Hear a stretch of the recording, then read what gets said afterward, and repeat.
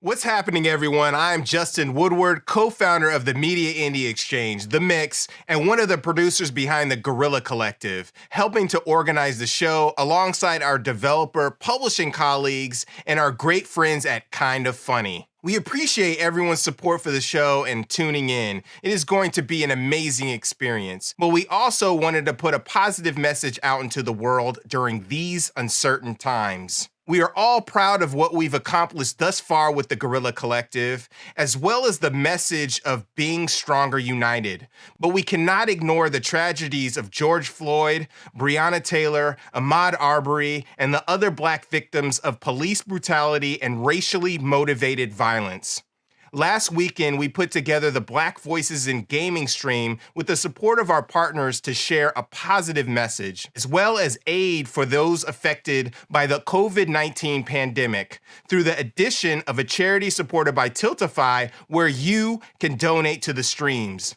During the show, we will remind everyone ways that they can donate through the links below. Thanks for listening, supporting these movements, stay safe, and enjoy the Guerilla Collective. Peace.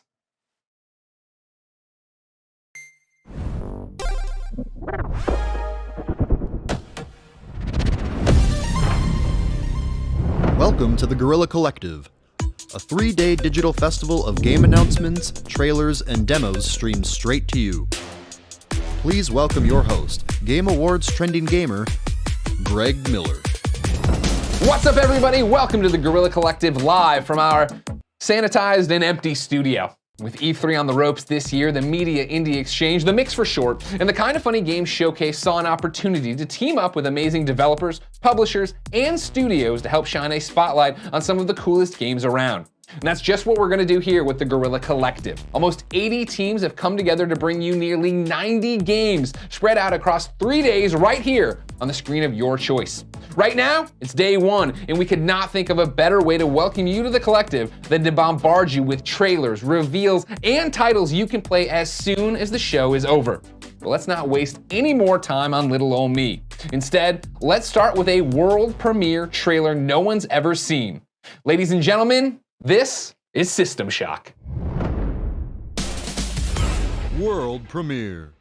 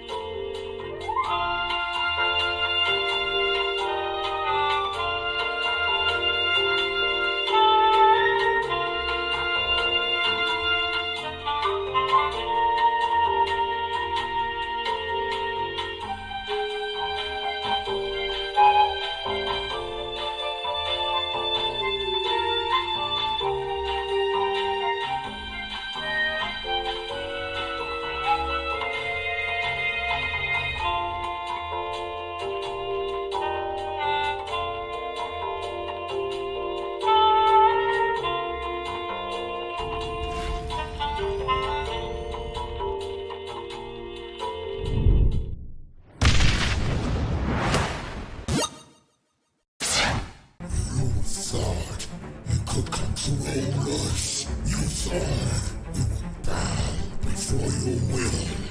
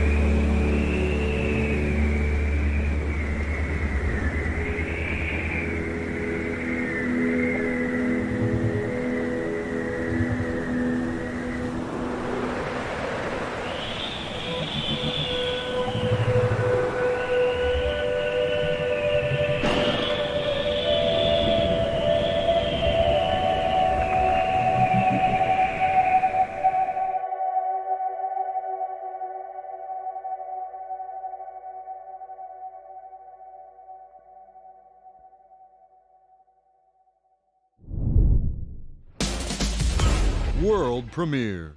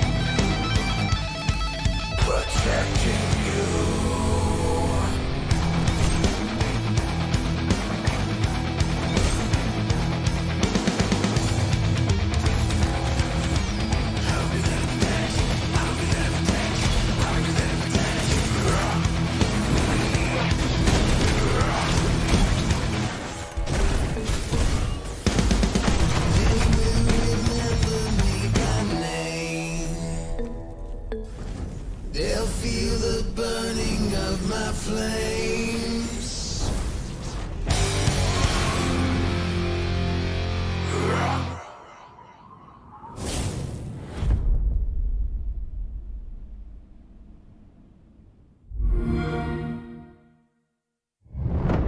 We started the Kinda Funny Games Showcase in 2018 as a way to use our platform to make sure indie games weren't lost in the wake of big budget titles. That's why teaming up with The Mix for the Guerrilla Collective made so much sense. Ladies and gentlemen, please welcome from The Mix, Justin Woodward. Hey everyone, thank you so much for tuning in today. We started The Mix in 2012 with the goal of helping to create new ways for developers to get visibility for their games.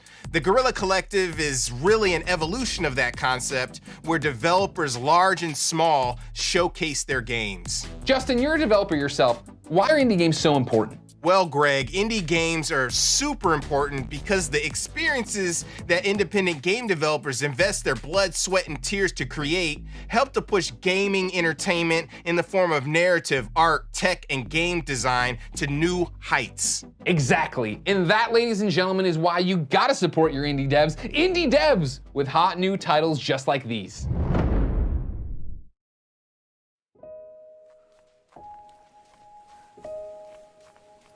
Rocky is a modern-day tale of courage and adventure. A game about monsters that shouldn't exist. Join Tuve, a young girl touched by magic. Explore an uncharted world of hidden legends. Discover mysterious items and meet long-forgotten monsters.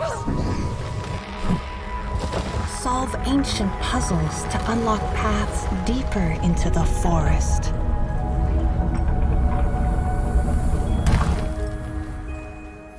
Draw maps, collect curiosities, and chart your adventure.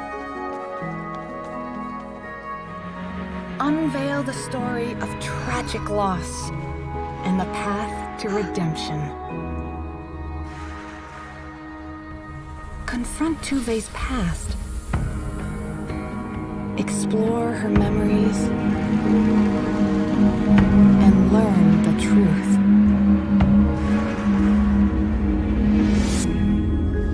Rocky, a game about monsters that shouldn't exist, but do.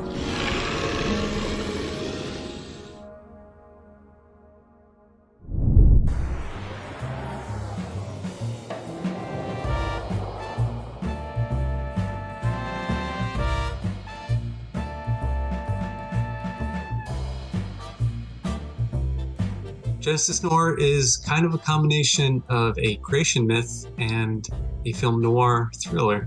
Hi, we're Feral Cat Den, a little design studio composed of myself, creative lead, Jeremy, technical lead. Hi, I'm Jeremy, the technical lead.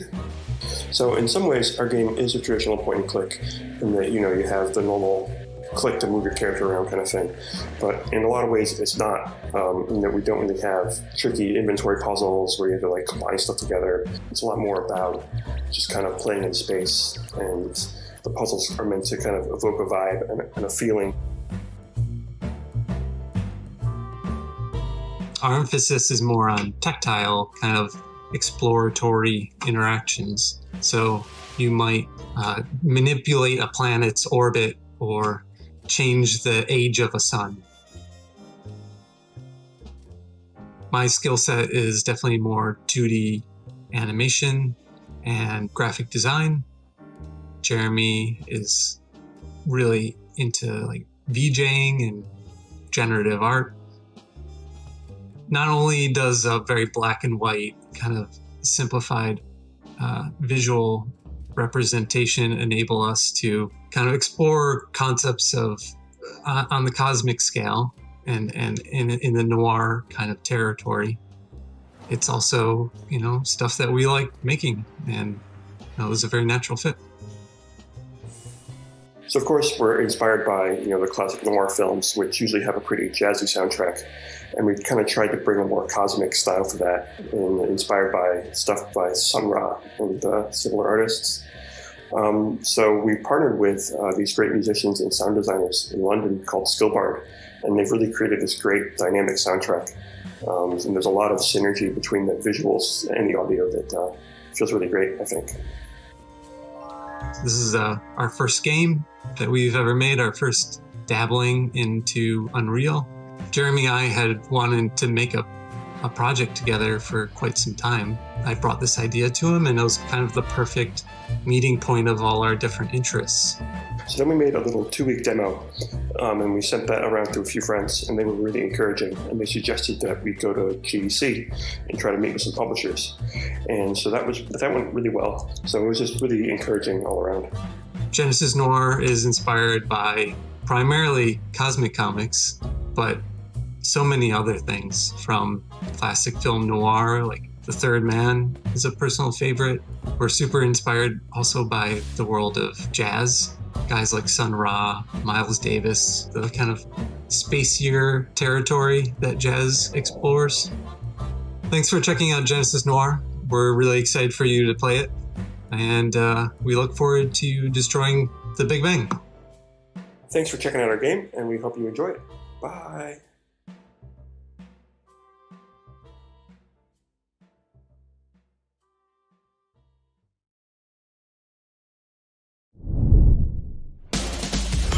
World premiere. Product not yet rated. Welcome to Purgatory, the land of lost souls, the realms of madness. Does anyone have what it takes to survive the nightmares of this realm and open the doors of insanity? Join our hero riding his mighty steed on a quest of redemption. Monstrosities and damnation stand in their way, armed with sword, shield, and mystical cards. No defense, just attack. They will carve a path of merciless terror through their enemies. Whoa. I mean, we just started. Let's try that again. Witness a world where chilling on a boat on the river Styx makes you look like a total badass. Because you know you won't be thrown overboard to hell. Because you are really, really awesome. Limbo cannot hold you. You deserve paradise. Use your sexy charms. Befriend a scary witch. Master spells with your magnificent mind. Summon awesome allies for your enchanted entourage. And give respect to beings of infinite powers. Hey, what a cool story. Using a new powerful deck of defense cards, you will block, parry, and riposte your way to victory. Oh, not again. Were heroes always this fragile? Strap yourself in. Again? Summon a 1940s boy band. No! I'm gonna be honest, this is not going the way we wanted it to. Okay, come on. Alright, next hero. More meat for the grinder. In a world where everyone dies and hope is futile. Yes! Alright! Good card choices, excellent equipment. Okay, solid tactics. We got this. We have our hero. Now, let's swing open the doors of insanity. Where no sword is too big, armor too thick, ally too obnoxious. In this totally awesome game that you should definitely buy. This is the story of a little juggler's girl. Trapped in her life, she wanted to see the world. Alone. And, oops, not quite alone. Careful, Abby. Careful where you flee. The world has worse on offer than the skin of your knee.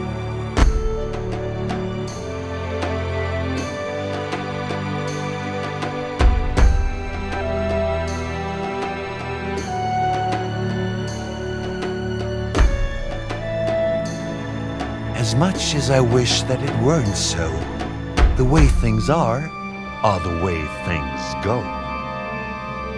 I'm all you've got in this forsaken land, so hold back and trust in your narrator's hand.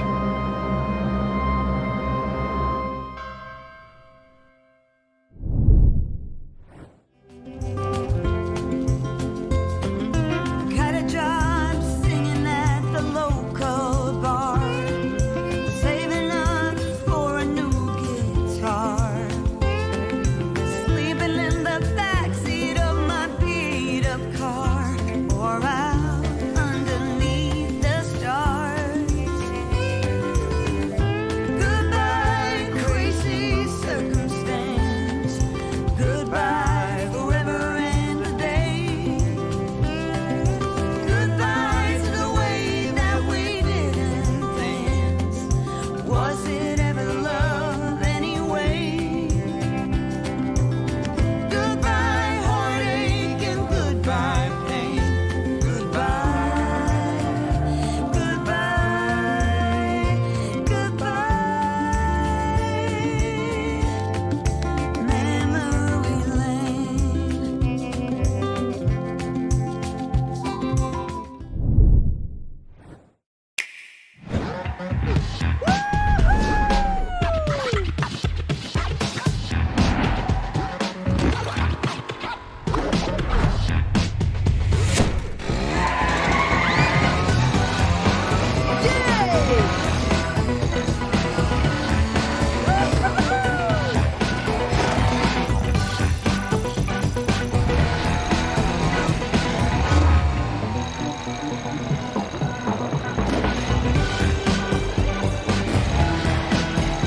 Oh yeah! All right! Awesome!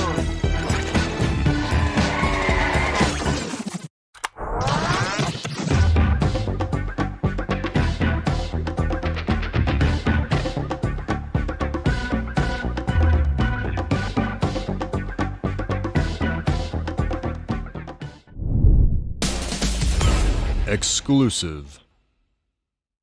In Boyfriend Dungeon, you spend a summer in Verona Beach, California, fighting monsters for money. Except the swords you find in the dungeon can also transform into beautiful men, women, and non-binary people you can befriend or date.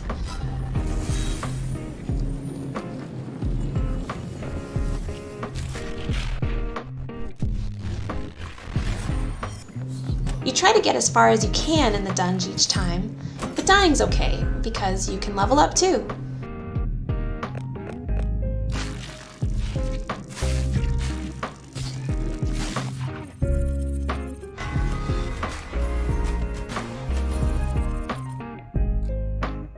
You need to get stronger to go further. To do that, you'll need a closer relationship with your weapon. You spend the game alternating between fighting in the dungeon and hanging out with your weapons around town. I personally get bored if there's only fighting, but also I get restless if there's too much reading, so we wanted to make a mix of the two.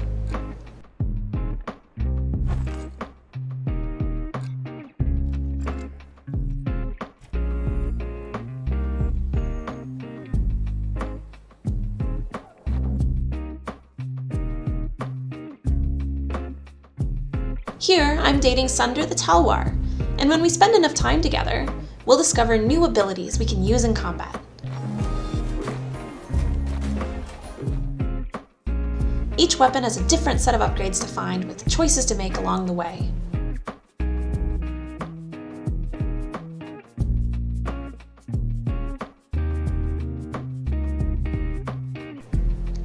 Different weapons have different preferences for where they want to go on dates, how they want to flirt, and what kinds of gifts they want to receive. They might give you a gift too.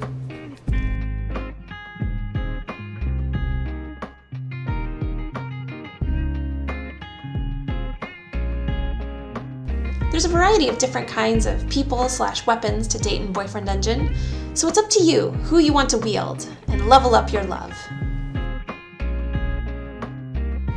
But watch out, there's someone out there kidnapping weapons. We're getting closer to finishing Boyfriend Dungeon now, and we hope people will love it as much as we do.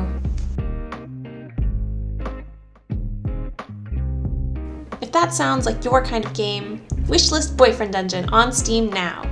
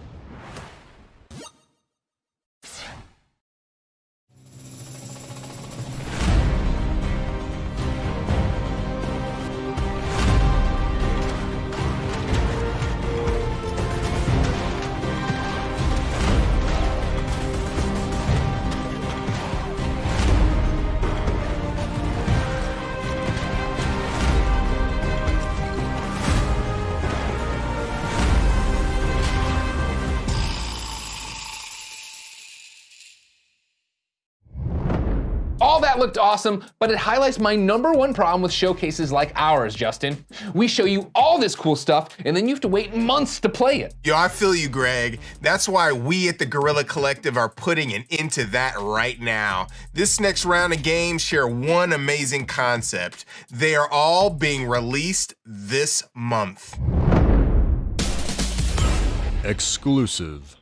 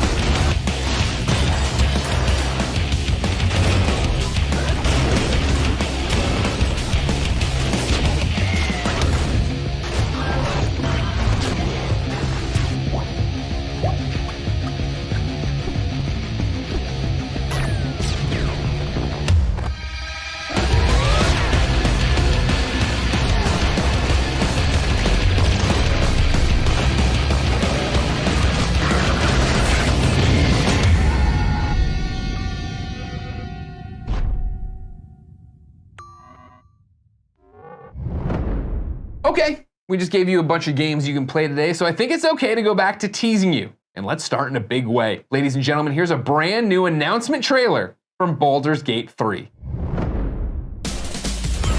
Exclusive.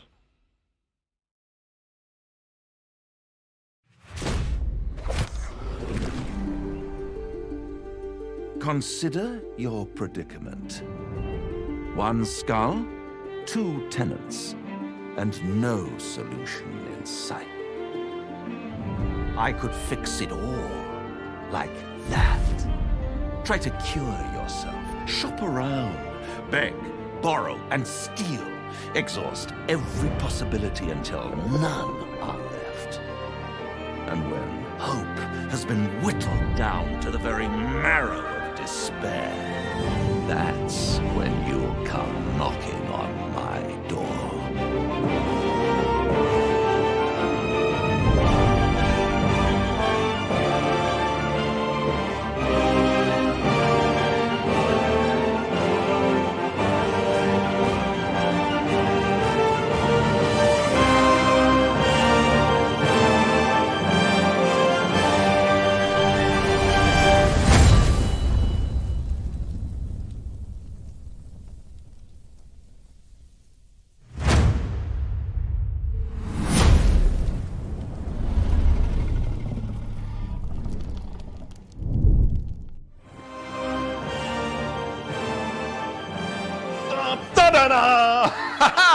Hi everybody and welcome to community update number 3 for Baldur's Gate 3. I have great news today. We finally locked down our early access content and we decided that we're going to bring Baldur's Gate 3 for the very first time in your hands in August 2020.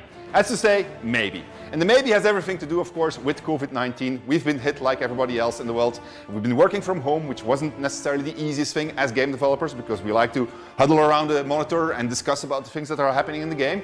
But nonetheless, we managed to make a lot of progress since you last saw the game at PAX East. So we think we're going to make it, depending on a couple of things. One of these things, for instance, is our performance capturing and motion capturing.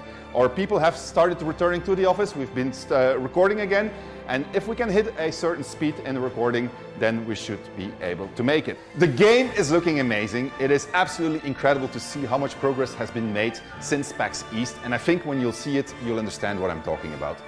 The visual fidelity has increased a lot. And the cool part is that actually we're going to launch the game in August in early access, but we still have an entire development period to go after that. So it's going to look even better by the time it's going to release. You will see things like improvement in combat. We did a lot of changes in how combat flows, how the camera moves, how the initiative system works. All together they make for a much more refined combat experience, which is a lot of fun, I can tell you that. There are changes in the way that we do our narrator. That was something that we had a lot of feedback on. There's the integration of the rule set is getting better and better, so we were getting a really good handle on how to do things, and so it feels like a really, really cool game with a lot of depth when you play it now. Here's the really cool part. You don't have to wait until August 2020 to see what I'm talking about, because we'll do another gameplay live stream, and we'll do it just in front of Dungeons & Dragons Live on June 18th. And you will decide for me whether or not I'm going to kill a hobgoblin who deserves to be killed, his name is Dror Raxin, or if I'm going to descend into the Underdark. I'm very much looking forward to it, so I hope to see you there on June 18th. It's going to be a lot of fun. Take care, bye-bye.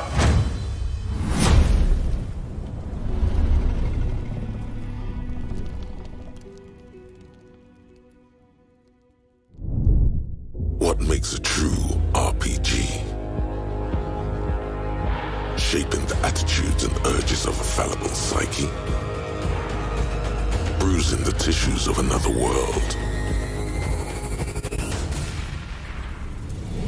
Should a true RPG have dice rolls?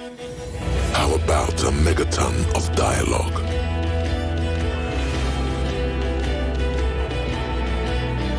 Maybe it's found in achieving a certain prestige, or winning the undying love of the people. But perhaps none of that matters, for being true is really about finding your style. That's right, brother. Disco Elysium, a true RPG. Now on the Epic Games Store.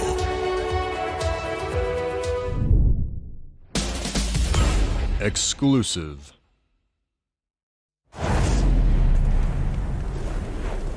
They say there ain't no such thing as a good death.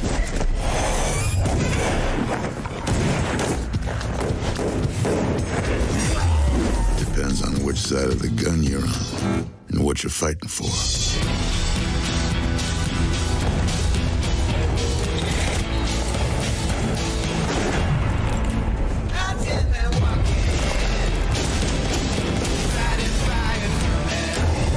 Not many kind souls left in purgatory. Most were cursed or sent to the abyss. But a few folks are looking out for me, helping where they can. Others, more problematic.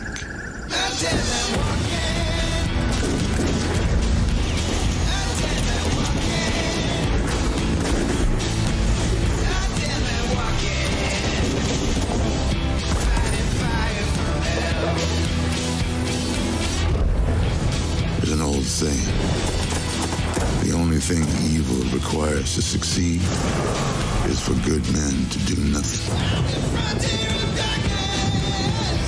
Living or dead, still true. And I'm through doing nothing.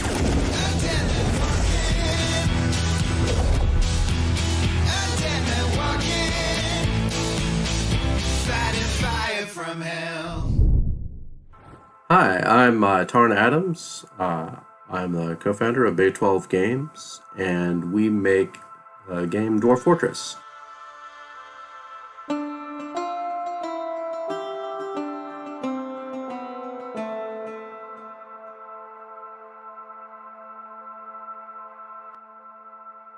My brother Zach and I have been working on that game for a long time. It came out in 2006. But now we're bringing the game to Steam and itch, and the biggest update about it is that we're bringing graphics to the game. The artists, Mike and Patrick, are longtime modders of the game, and now we're all working together to give the game an overhaul and hopefully let a lot more people play it. Dwarf Fortress is a settlement management game. You have a group of dwarves that go out to make a fortress in a procedurally generated world. That's the first part we'll be looking at here. So by procedurally generated world, we don't just mean a randomized map, but that it runs a history, a historical simulation over a few hundred years, if you want to let it keep running, where civilizations spread out and trade with each other, fight with each other, magical things happen, strange things happen. There's thousands and thousands of little characters tracked that you might see when you start playing your game. There are all sorts of edges between things that you can see here, between the different biomes, little trees and mountains and so forth, so that the picture is a little more readable than it was before. When it was just squiggles and arrows, and you can see the world develop as the years pass, and then you just plop down your dwarves and start playing in this environment. So when you start your fortress, you have your dwarves and a wagon and some animals to start with, and whatever else you would like to bring along. Pick for mining, buckets and ropes and food, alcohol, very important.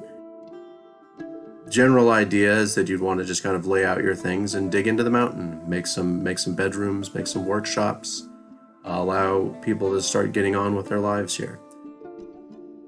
So the big thing you might notice about this area at first is that it has some three-dimensionality to it, in the sense that there's a hill and lower levels and that you can see going up and down. That was the big first project for the artists and I to kind of work out how we're going to display this in text. You could just show some upward triangles. There's a ramp, go uphill. and that worked for a few people. But to try and generalize that, we had to draw many cases of ramps and get them displayed. But it looks cool now. Here they are. We have all sorts of ramps and things. Then there's lots of workshop pictures to do, lots of item pictures to do. Our dwarves are all just sort of this one placeholder dwarf right now, but we'll have different faces and clothing and things for the different appearances of the dwarves. All the dwarves have back in the text version, it was just a giant text paragraph describing what the dwarf looks like, but now you'll be able to see some of that. It's pretty exciting. We're still at the early stages. You can see with the text graphics that are still around the edges and so forth that we're going to update. This is all very kind of preliminary as we're working through it, but it should be pretty cool by the time we're done. And we have a lot more to work on, and then that means a lot more kind of news to share as we go, as we update the pictures and also the usability of the game, so that it'll be easier to get into. So thanks for watching.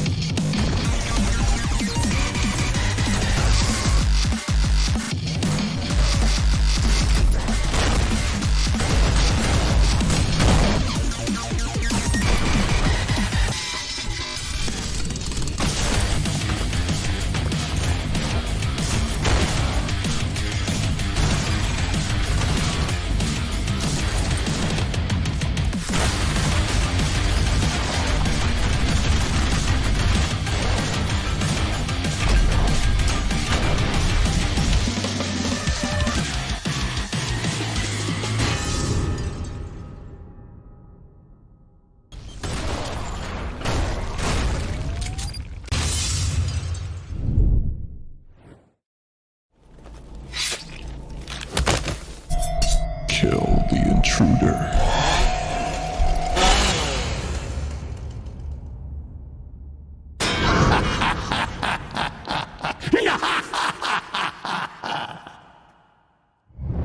Are you ready to find the next game you'll love more than anything else? That's the worst transition of the show, I promise. Check out these gameplay updates from some of our closest friends. Exclusive.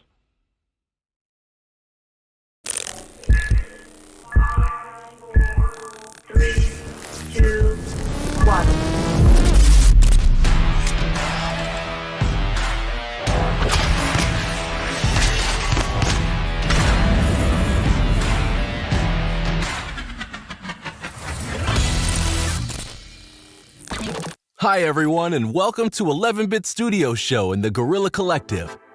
You know us from the titles like Frostpunk, This War of Mine, Moonlighter, Children of Morta, and more.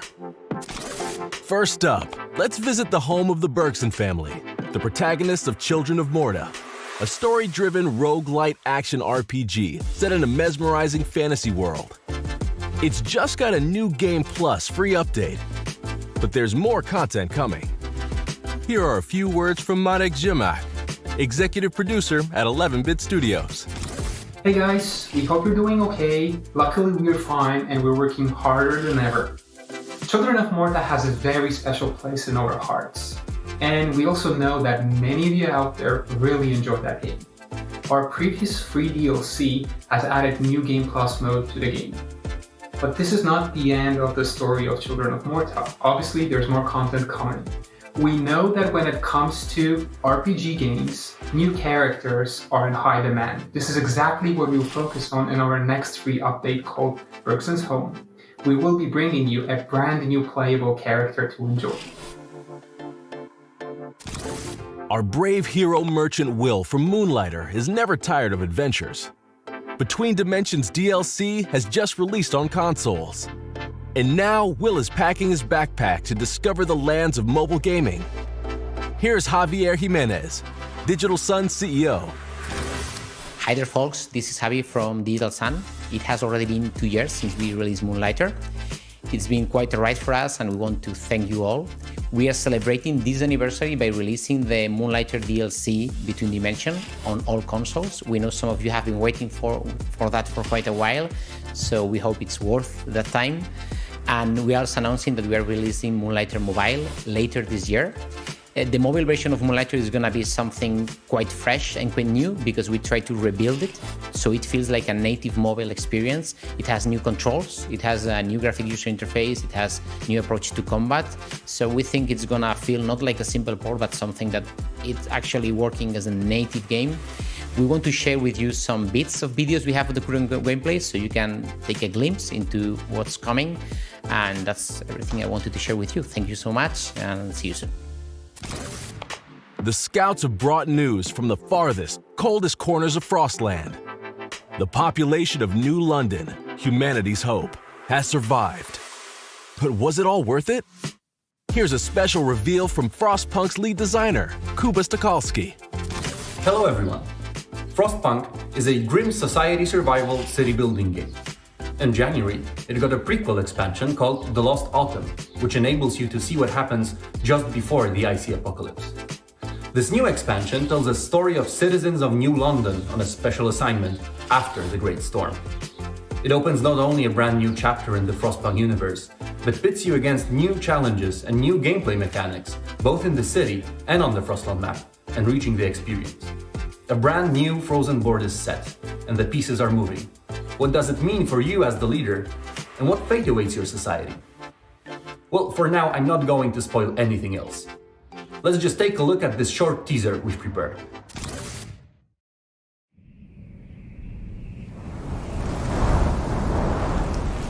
They say that the snow is dead. But we've learned to the contrary.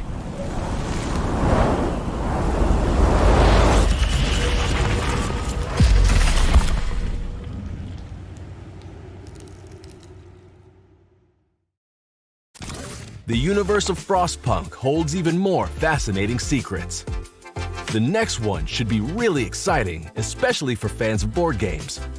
Frostpunk is going offline. Here's Jacob Wisniewski from Glass Cannon Games to unveil this mystery. Hi there, I'm Kuba Wisniewski from Glass Cannon.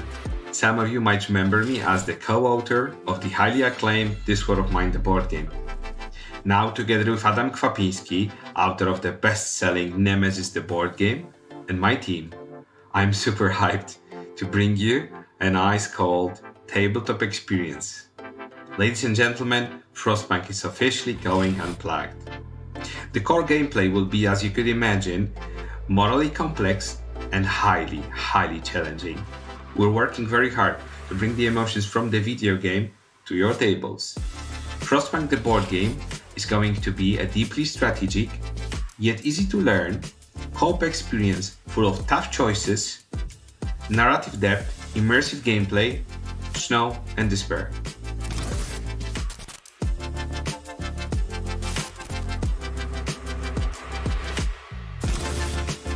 As you can see, there are some exciting adventures ahead of us. That's not all, though. We're also working on some exciting in-house projects, as well as collaborating with other studios like Fool's Theory. A new game from Digital Sun Games is coming as well. And trust us when we say, there's more where that came from. That concludes the news from 11-Bit Studios. Be sure to follow us on Twitter, Facebook, and subscribe to the newsletter to always be up to date with the latest news. Stay safe, and thanks for watching.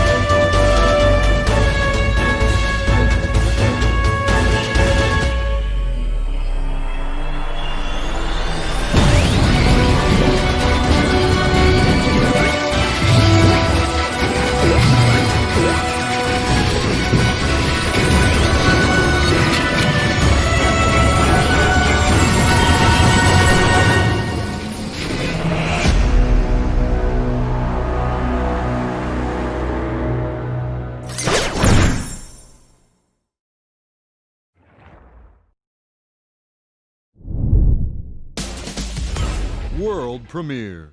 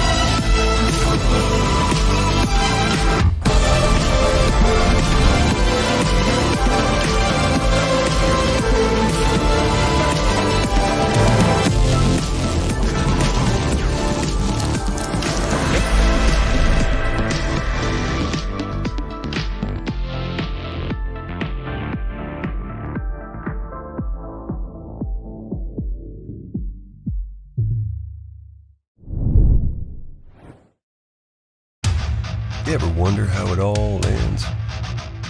What if it ended with a song?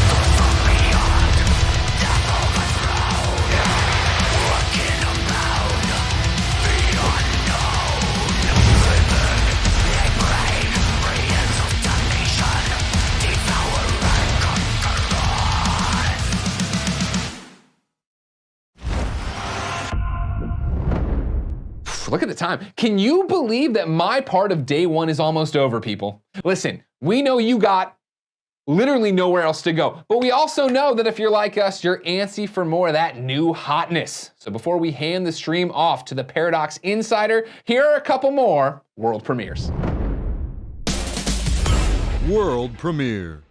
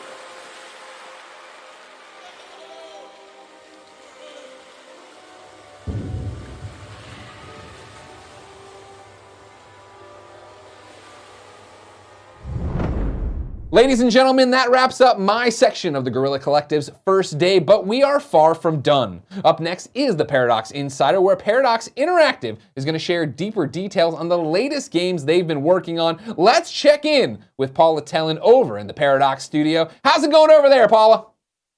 Hi, Greg. We're doing great. We've been watching the show and we love it. So I'm just a little bit annoyed that we have to start our own presentation, because that means we have to stop watching all of the cool content that you've shown so far. I'm sure your stuff is also reasonably cool, or at least fun to watch. Well, we're about to find out. The Paradox team have been working from home lately, so we're super excited to show the world outside what we've been working on this spring. Cool stuff. I'm looking forward to it. So let's start the countdown and stay tuned for Paradox Insider.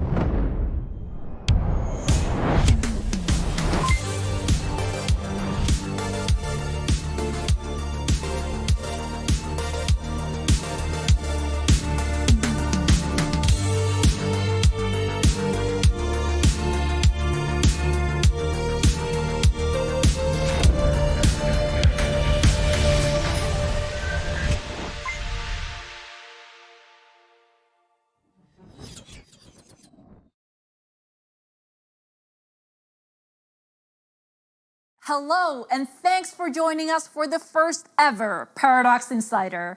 My name is Paula, and I'm the event manager at Paradox. And joining me here is my good friend Sean, who is not a vampire, but the brand manager for World of Darkness.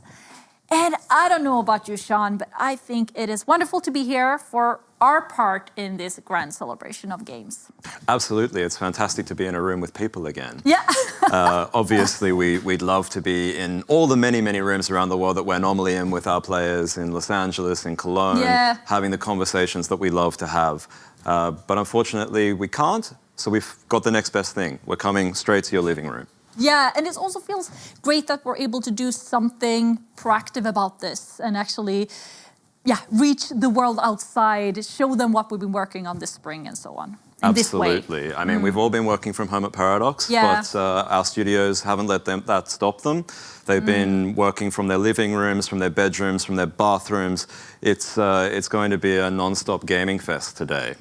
We're going to hear from the teams behind Crusader Kings 3, Empire of Sin, Prison Architect, Surviving the Aftermath. We'll have a special message from Hearts of Iron 4, and of course the one game that I am 100% unbiased towards, despite the blood bonds, Vampire the Masquerade Bloodlines 2. All right, let's not waste any more time, Paula. Why don't you kick it off with the team behind Crusader Kings 3?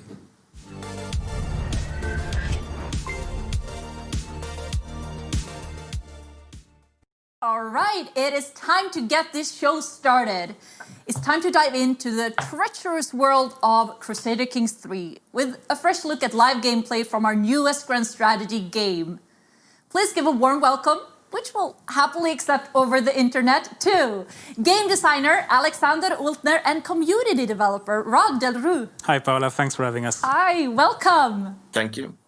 So you just dropped some major news for Crusader Kings. Mhm. The game will be released on September 1st, which is literally around the corner, and pre-orders are live right now. Mhm. Rod, how has the reception in the community been so far? It's been so good. People are really appreciating the dev diaries that we're putting forward. We have fans that have loved seeing the new religious system that we have, and also the lifestyle system that adds, just that little extra layer of RPG. So it's been pretty good. We're super happy. Good. And Alex, how is the mood in the dev team right now? Oh, it's fantastic. The team has been working really, really hard. And of course, it's both frightening and exciting to get feedback from our fans like this. We love the game and we love all the feedback we're getting, and we're counting down the hours to September 1st. Wonderful. Rod, tell us a little bit about what you have prepared for us today. Yeah, absolutely. So we're going to start with one of the most interesting starting positions in CK3, which is going to be in Spain. Essentially, what we want to showcase here is the various decisions that are open to you even before you press play and start playing. It's like taking a look at the various challenges that you are facing before you start the game. Cool. Well, let's dive in, shall we? Sure. All right. The year is 1066, and we are located in northern Spain. Of course, it's not Spain yet, and it won't be for another 400 years, unless we expedite the process. Northern Spain is divided into a number of Catholic kingdoms that stand against the powerful Moorish realms of the south. In northwestern Iberia, we have 3 kingdoms ruled by 3 brothers. We have Galicia, we have Castile, and us in Leon. One new feature in Crusader Kings 3 is the Issues widget at the top. And if we click it, we can see that we are in line to inherit both Galicia and Castile. And see, this is what makes this starting position super interesting. We are playing as Leon, and the only thing that is standing between us and the throne of Galicia is our Castilian brother, and we need to attack him first before rushing for Galicia. If we look at the map, we can see that Galicia is the one that is most open to Moorish attacks. Castile and Leon both have southern mountains that provide a very defensible advantage. If we compare army sizes, we can clearly see that Castile has the biggest army, while we have a middling army, and the young king of Galicia has the smallest army. None of us really have an edge over the other, but we might be able to find an ally to support us. And in Crusader Kings, this might mean marriage, right? Absolutely, Paula. Marriage is super key in Crusader Kings 3. If you don't have a marriage, you don't have any allies. And I think we should take a look at the various Iberian countries that we have around us, and I think an Aragon princess would do just fine. Indeed, this Aragonese princess will get us their armies on our side. Next, let's take a look at our king. So all characters in CK3 have 5 different skills. And we can see here that King Alfonso is very good at intrigue, which means that he can plot and scheme very effectively. And if we appoint a skilled spy master to support our schemes, and we get a spouse that enhances our intrigue, we can become even better. And to top it all off, we will pick a lifestyle that really accentuates this focus on scheming. We will pick the skullduggery focus. Yeah, absolutely. And it's key here to lean into intrigue. And why is that? Because like Alex was mentioning, we have evenly matched forces against Castile. So we should really lean into that intrigue and start a murder plot to get rid of the brother. Okay, so the plan is to kill the brother here. Alex, are we moving forward with this? Indeed. We're going to try and murder our brother. As you can see, we have a 50% chance of succeeding. And if we are lucky, we can even find more agents in the court of our target that might be convinced by a slight bribe. Yeah, and that's the cool thing with Crusader Kings, right? If you're trying to plot a murder against someone and you don't have enough power to succeed, you can bribe people, but you also have a special perk in the intrigue lifestyle, which essentially allows you to find secret and dirt on people in your court and then force them to join your plot. Oh, so many different options, but unfortunately we're running out of time here. But Alex, how do you think that this story will play out? Oh, there are so many unanswered questions. Will our plot against our Castilian brother succeed? Will we gain Galicia before Galicia manages to produce a legitimate heir? Will we be able to leverage the armies from Castile and Aragon to take over Galicia in time? Can we contain all of this familial treason before we have to fight external enemies? There are millions of ways for this to play out. Yeah, I guess we'll have to wait a little bit longer, but thank you so much for taking us through a short snippet of the drama that you can expect in Crusader Kings 3. Due to be released on September 1st and available for pre-order now. Well, betrayal, assassination, treason, kind of feels like we're having a Paradox show already. Yeah, I agree. It went down a dark path pretty fast there. Good. But I guess that the next game that we have lined up is not going to disappoint us either. I mean, building a crime empire in the 1920s Chicago is not something that you're going to get away with without bribing a few cops, breaking a few alliances, maybe cutting some questionable deals on the black market. What do you think? Underhanded tactics, politics, taking over the city. These are all things that are very close to where my heart once was. Next up is Empire of Sin.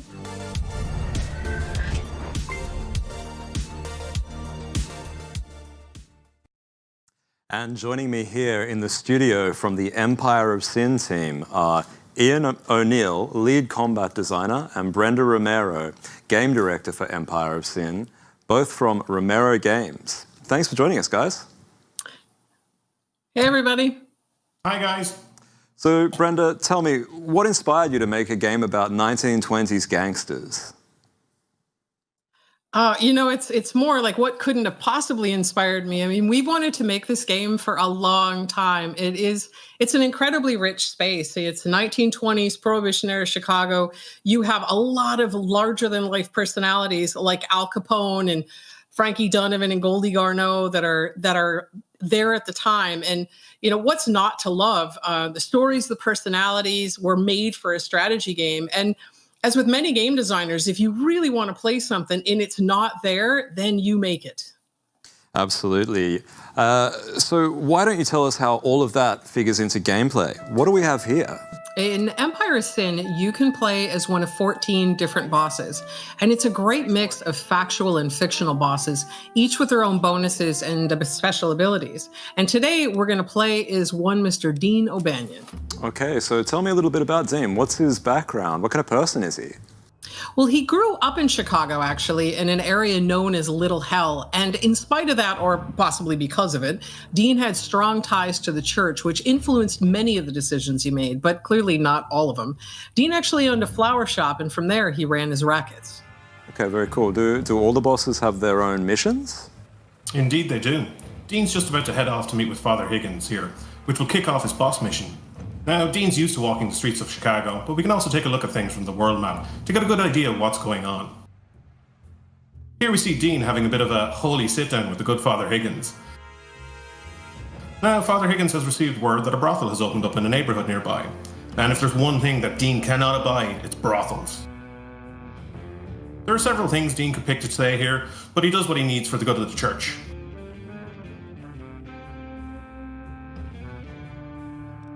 Ah, you're a good lad, Dean. Father Higgins offers him $500 from the coffers. Now, you can choose what you want to choose, but me, I'm always going to pick the cash. And a good blessing for the soul certainly can't hurt. Righto, but how will Dean handle this then? Well, in Empire of Sin, diplomacy happens one of two ways. It's either going to happen by breath or by bullet. And either we're going to talk it out and things are going to come to some kind of arrangement, or they're going to go south real quick. So Dean knows just the man for the job, and his name is George Moran, and he's a regular at one of Dean's establishments. You can see him there at the bar. So George is tight with the church too, but his morals are pretty loose. And here he's telling Dean that some guy is in from New York who he thinks has a pretty serious attitude problem. And George wants Dean to keep an eye on him, but Dean already knows a bit more. Now, the story ends up taking some surprising turns and getting pretty deep, but for now, Dean just wants to get the good father's deed done. Okay, but it doesn't really sound like a one-man job. Is he going to get any help? Oh, that's what I'm thinking too. In Empire of Sin, there are 60 gangsters of varying skill levels that you can hire to join your crew. Me, I'm going to go ahead and I'm going to hire on Maria Rodriguez and Guido Sorone. Now, I fought with these guys before, and they're fantastic.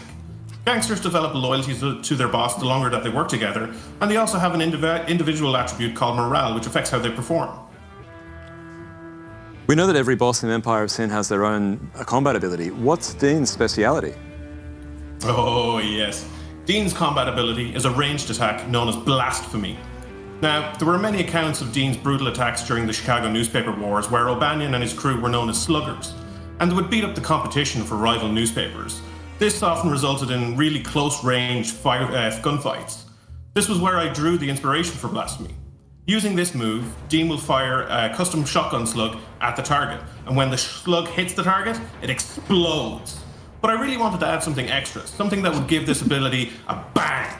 That's when I decided that Dean's boss ability would be devastating to heavily armored foes. I wanted to shred their armor completely, and not just one target, but multiple targets. And as a final piece to the puzzle, the name. An awful, brutal attack delivered by a foe that saw himself as a saint. Blasphemy was a most fitting title. Oh, man, it is a perfect title and a great move. So here we can see that Dean is done and he did what he needed to do, but there's a whole lot of Chicago beyond this. Dean's going to settle things here with Father Higgins, but like I said, it isn't over by a long shot, and it's going to take some surprising turns. And all of these stories, they're nothing compared to the stories that the player will tell on their way to the top of Chicago. That is mission complete.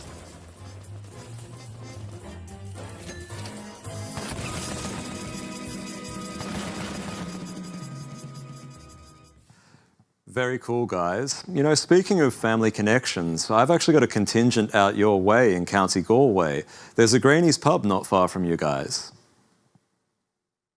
Well, now that we know about it, I'd say it's not for long. Do you have any idea what their security's like? We could use another racket.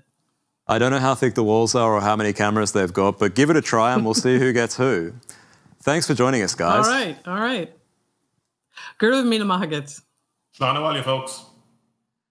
And Empire of Sin will come to both PC and console in autumn of this year, 2020. So I was standing here on the side, just wishing I could play Brenda Romero in the game. I'm absolutely certain you can. She's definitely snuck herself in there somewhere. Yeah, hopefully. She is the coolest. But Sean, it seems like you left out an important piece of your backstory that I haven't heard before. At least one important piece. Yeah, we'll see about that. But your family owns a pub in Ireland. Yeah, definitely. So my distant family does have a pub in County Galway. But you know, I mean, every family has some skeletons in the closet. I'm sure your family is no different. Oh, well, most likely, but I don't know. There's a Tallinn bakery in Stockholm, okay, for whatever that's worth. Yeah, I can see some dark stories there. We've got cinnamon buns, we've got Swedes. I think we've got some bribing Swedes with sweet cinnamon buns. What do you think about this guy, though, who have been standing here staring us out the entire time? You're just blinking as well. Yeah, I know. Do you think we could bribe him with some cinnamon buns? No, I think this guy's more into whiskey and cinnamon bun-sized holes in his enemies. And from one game about managing organized crime to another about managing criminals, it's time for Prison Architect.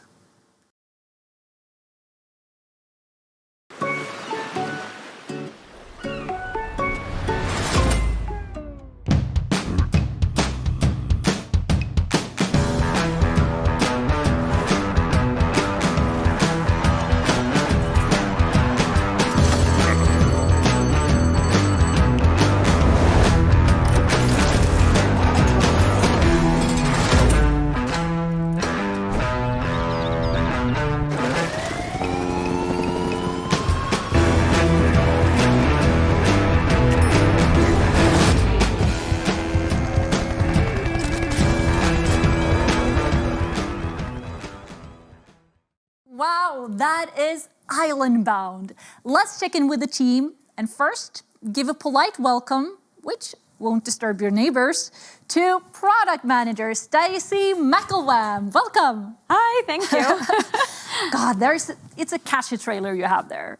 Yes, right? Everyone in the studio were just dancing along. But you have an expansion coming up, Island Bound, that will be the first expansion in Prison Architect history that will ship simultaneously on PC and console. It will be. Stacey, what can you tell us about this expansion? Yeah, so Island Bound is built from the ground up in order to expand and enhance the core gameplay of Prison Architect. This is really exciting because it means that for the first time, you can actually build a real island prison completely independent of the road. So you no longer need to use the road if you don't want to. It also means that for the first time, you can oversee the world's most iconic island prison, Alcatraz, on the new Alcatraz map. And it means that you can reimagine your transportation and deliveries completely with new features like docks, helipads, helicopters, boats, and ferries. And of course, we have a cool new elite ops and a new air fire unit that can be called in during an emergency. Yeah, it's very cool. A lot of stuff. A lot of new stuff. So let's check in with the team at Double 11. Joining us here is Gas Wright, Game Design Manager, and Natalie Wicks, Product Design Manager. Welcome. Hello. Hello. Hi. So, Gas, it generally sounds like there's a lot of things in this expansion. Yeah, there is. And all of the content that's coming with Islandbound will integrate seamlessly with Prison Architect's existing mechanics. So it adds a lot more variety and depth to the game. And even if you don't want to build an island prison every single time, all the new features, the docks, helipads, helicopters, boats, ferries, new emergency services, new security features, they'll all work with your existing saves as well as new prisons that you might build on the land. And also, we have a free update that's launching on the same day with Islandbound. This update is called The Rock and introduces dynamic prisoner reputations. So players will see prisoners gaining and losing reputations dynamically while spending time in their prison based on their actions, their experiences, and where they spend their time. Cool. And always nice with free updates. Natalie, can you tell us a little bit about how the game has evolved during this past year? Yeah, we've been very busy over the last year. So I think as of next week, we will have launched hundreds of community improvements to the game. And that's alongside the 3 expansions we've also released since then. So there was Psych Ward Warden's Edition, Cleared for Transfer, and now Islandbound. All of these added new mechanics to the base game as well. So, for example, Psych Ward added insane inmates. Cleared for Transfer added prison privileges and security transfers. And finally, Islandbound will let people create the prison island of their dreams. We're so much looking forward to it. But if we look more into the future, what is next for Prison Architect? Natalie, can you tell us anything about the future plans? No, I can tell you that we do have a lot of plans for console and PC, but I'm afraid you will have to wait till later in the year for more information. Right, but then there will be more. Yes, but you'll have to keep your eyes open. But I can tell you that just like Islandbound, future expansions will be released on both PC and console. Yes, so thank you for joining us, Stacy, Gas, Natalie, and good luck with the new expansion. Thank you so much. Islandbound and the free update, The Rock, will be available soon, so stay tuned. Wow. Okay. Well, I'm curious. What kind of warden would you be? Ooh, good question. I would probably build a beautiful but highly insufficient and shitty prison, to be honest. What about you, Sean? Well, I think what I would do is I'd look for a really big island, like a continent. And then I would put all the snakes and all the spiders on the continent and probably an opera house. I see where this is going. Okay. From one management game where everyone wants to get out to a management game where everyone wants to get in. Here is Surviving the Aftermath.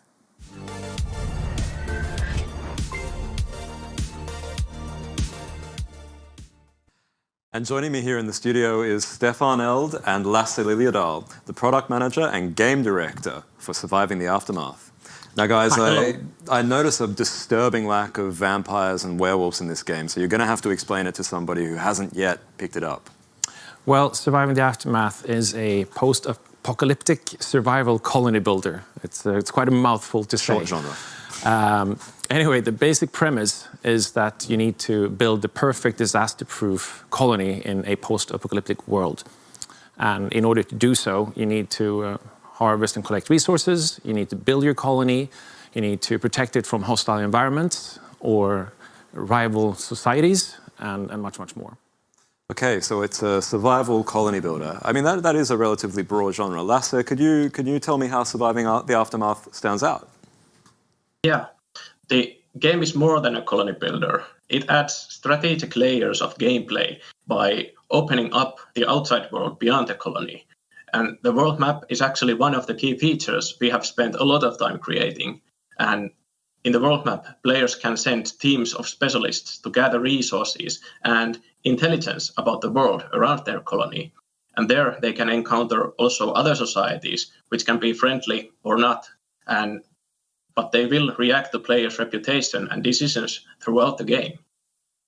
So one thing that I noticed since I saw you two together last is a little change of outfit here. Everyone will remember who's been following this game how you announced it in your fantastic hazmat suits. You've updated your wardrobe, and I know you've been updating the game as well. So what's changed since we last saw you in Berlin? So we've had 7 major content updates, and each of those updates has introduced new features, such as new trading system with other societies, vehicles that make movement in the world map much more efficient, and we also reworked the tech tree completely and expanded it quite drastically. And one of the most recent features is a combat system, which includes a colony combat where you defend your colony against raiding bandits and have other smaller encounters with wild beasts that are roaming in the nature around your colony. And maybe one more thing to mention is the criminality system, which concerns every colonist in the game. Okay, Stefan, but what about Steam players? When will they be able to get Surviving the Aftermath? We will be bringing Surviving the Aftermath to Steam Early Access in October. Don't forget to wishlist it. And ever since we released the game last year, we have been receiving tons of good feedback from players. And we're hoping to develop the game with the feedback that we can get from the Steam community as well. And in fact, with the feedback that we have received, we felt that we need to add more updates to the roadmap so we can put all that content into the game that we know that the players want and that the community deserves. So with all of these updates that have come along, obviously viewers are wondering what's next. Lastly, can you give us a sneak preview? Of course. Update 8, called Tainted Earth, will be available on June 18th to all Surviving the Aftermath players. And in this update, we focus on pollution, which further deepens this aspect of the game by adding different pollution strengths and an area of effect around the pollution deposits and catastrophes that makes the pollution levels rise. And I might say that this is our biggest update yet for the game. Fantastic. For new players like myself, where can I get started with Surviving the Aftermath? Well, as I mentioned before, you can wishlist it on Steam now, and where it will be out in Early Access on October 22nd this year. And you can also get it on Epic Game Store and Xbox Game Preview already. And our plan is to have the game leave Early Access in early 2021. Fantastic. Well, thank you for joining us, Lasse. Thank you for joining us, Stefan. Thank you. That was Surviving the Aftermath. So that was a very smooth Surviving the Aftermath stream. No catastrophes, nothing leaked, no radiation and so on like we're used to seeing the usual gameplay streams. Yeah, fair call, fair call. But let's move on from one game about surviving an apocalypse to another about surviving your own immortality. But first, we have something special for Paradox fans and strategy players everywhere.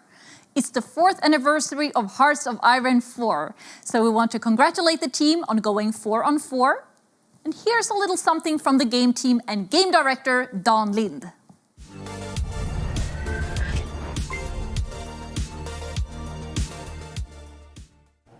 Hi, my name is Dan and I'm the game director for Hearts of Iron 4. And I'm here today because this is the 4th anniversary for the game. So I want to say thank you for all our supporters, and all the feedback and all the great mods you guys have been doing. The community is bigger than it's ever been, and it's just amazing to be part of that. And also, I want to tell you guys that it doesn't really stop here. We've got a lot more cool Hearts of Iron stuff coming up in the future, so definitely look forward to that. In 2016, Paradox released the ultimate grand strategy war game. Over the years, the game has expanded, and tools of history has evolved. Soldiers, sailors, and airmen, you are about to embark upon the Great Crusade. You will bring about the destruction of the German war machine.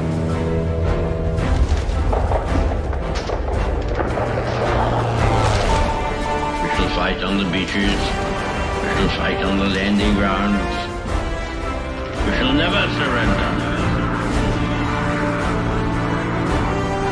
The new world, with all its power and might, steps forth to the rescue and the liberation of the old.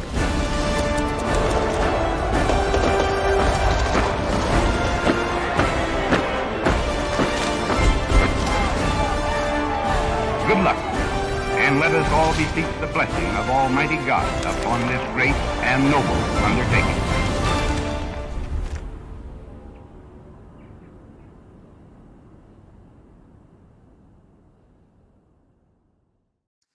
And a big congratulations to Hearts of Iron 4 on 4 years.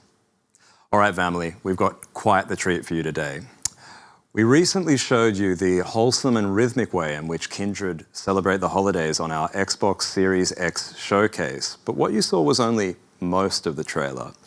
What we have for you today is what we're calling the Prince's Cut, with a very special guest appearance, so I suggest you stick around.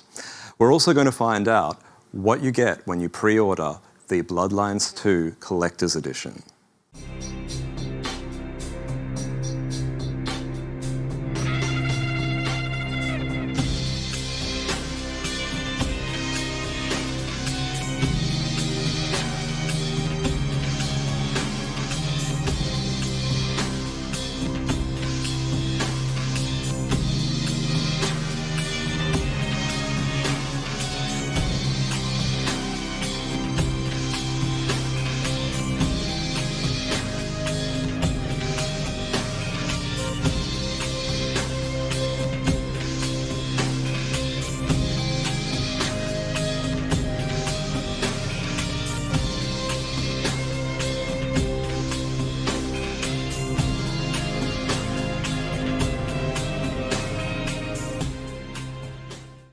And joining me here in the studio today is Nikat Ali, lead producer at Paradox Interactive. Hello, everyone. And Rachel Leica, lead creative designer at Hardsuit Labs.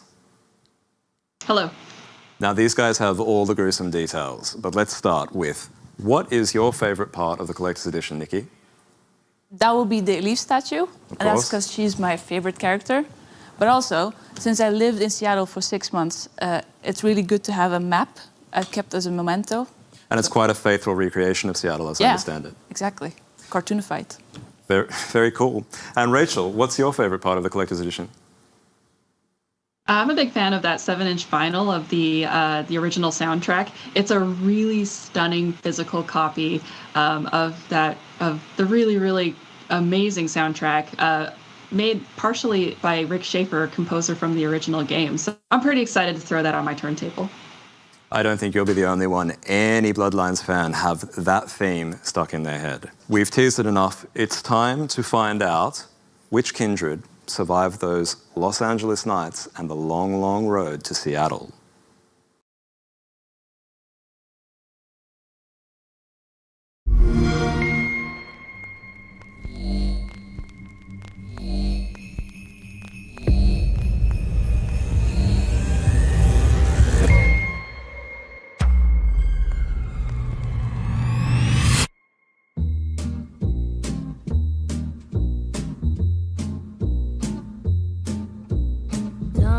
Shame, darling, darker shame. Thank you for all the joy and pain. Picture show, second balcony was the place we'd meet. Second seat, go Dutch treat. You were sweet, darker shame. Let's show them how we do. Everyone grab a limb. Bye-bye now. I can see hearts carved on a tree. Let us intertwine for all time. Yours and mine, that was fine. Darker shame, darling, darker shame. Thank you for seeing me again. We go our separate ways.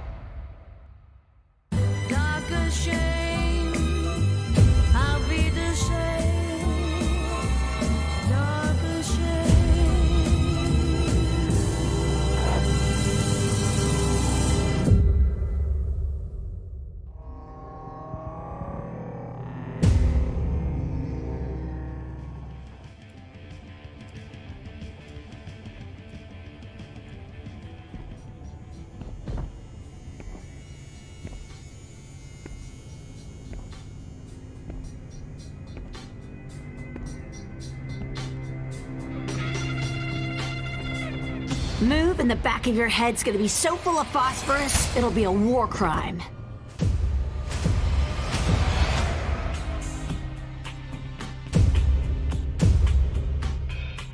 That's right, everybody. Damsel is back for Bloodlines 2. We are so excited to be able to announce this, that she has returned for our game. She has spent her time in California since the first game, establishing the Anarch Free State there, and now she's on her way to the Pacific Northwest to spread that good Anarch word. Ugh, Brujah and Anarch. I can almost feel the rebel's blood rising. Where's the Justicar when you need one? But okay, clan critique aside, one of the great things about Damsel that old fans loved was the voice actress. Yeah, that was Courtney Taylor, and she's reprising her role as Damsel, which is super exciting. Okay, good to hear I won't be forced to fleshcraft anybody's voice box into anybody else. But is there anything else that you guys would like to share with the viewers about Bloodlines 2? Rachel?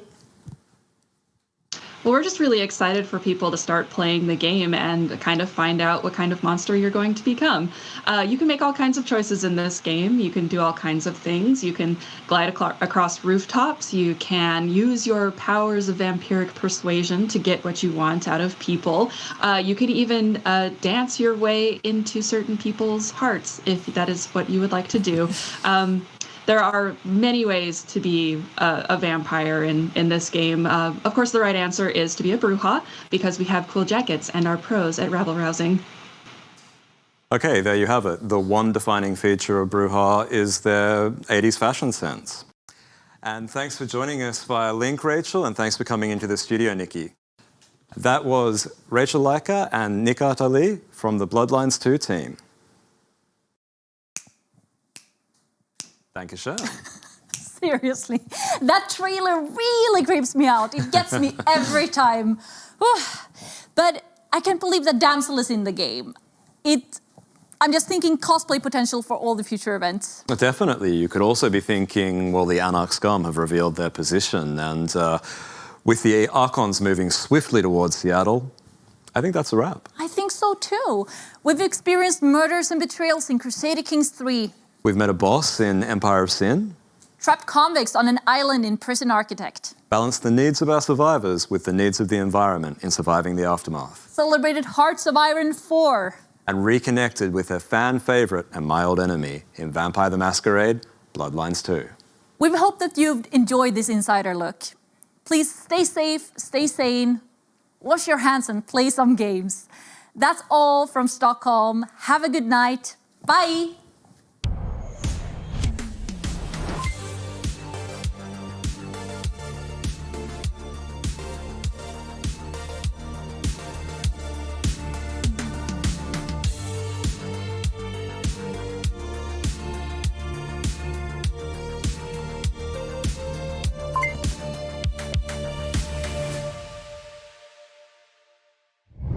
Ladies and gentlemen, that wraps up the Guerrilla Collective's first day, but we are far from done.